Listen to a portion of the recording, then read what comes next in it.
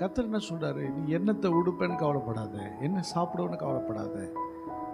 உலகத்தில் இருக்க எல்லாருக்கும் என்ன பண்ணுது, எல்லா பறவை மிருகங்களுக்கு எல்லாத்தையும் நான் என்ன பண்ணுறேன், கொடுக்குறேன். ஹல்லேலூயா. ஆனால் மக்கள் இன்னைக்கு அவர்களை போல வாழணும், இவங்களை போல வாழணும், இவங்கள மாதிரி சாப்பிடணும், அவங்கள மாதிரி சாப்பிடணும், இதில் கவலை. அவங்க வீட்டில் என்னென்ன சாப்பிட்றாங்க தெரியுமா, எப்படிலாம் ட்ரெஸ் பண்ணுறாங்க தெரியுமா, நம்ம வீட்டில். ஹல்லேலூயா. உனக்கு கொடுத்ததில் தேவனுக்கு நன்றி ஆயிரு. உனக்கு கொடுத்ததில் தேவனுக்கு நன்றி சொல்லு.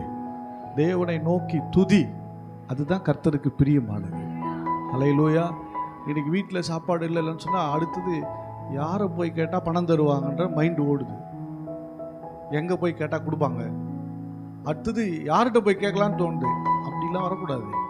முழங்கால் போட்டு நீங்கள் தாங்கான்னு கேட்கணும். ஹல்லேலூயா, ஹல்லேலூயா.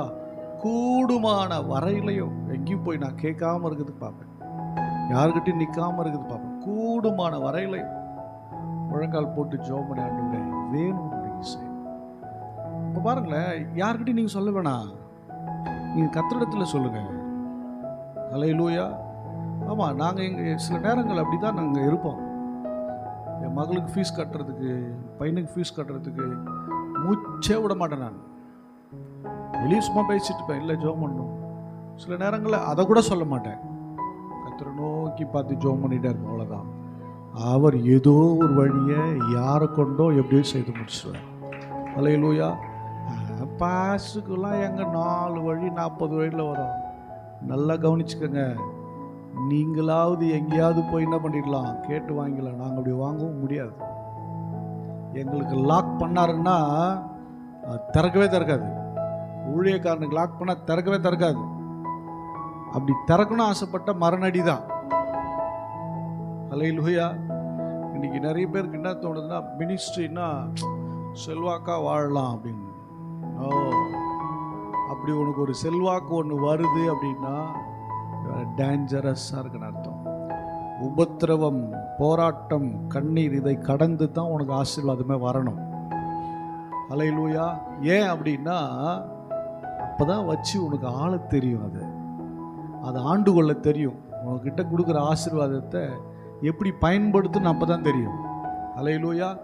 எதுவும் ஈஸியாக கிடைச்சா அதனுடைய அருமை என்ன பண்ணாது, புரியவே புரியாது. ஹல்லேலூயா. அப்போது சொல்கிறாரு, நீ இதை பற்றிலாம் கவலைப்படாத, வஸ்திரத்தை பற்றிலாம் கவலைப்படாத அப்படின்னு சொல்கிறாரு. 25 சொல்லுகிறது, படிங்க. கவலைப்படுகிறதினால் உங்களில் எவன் தன் சரீர அளவோடு ஒரு முழத்தை கூட்டுவான்.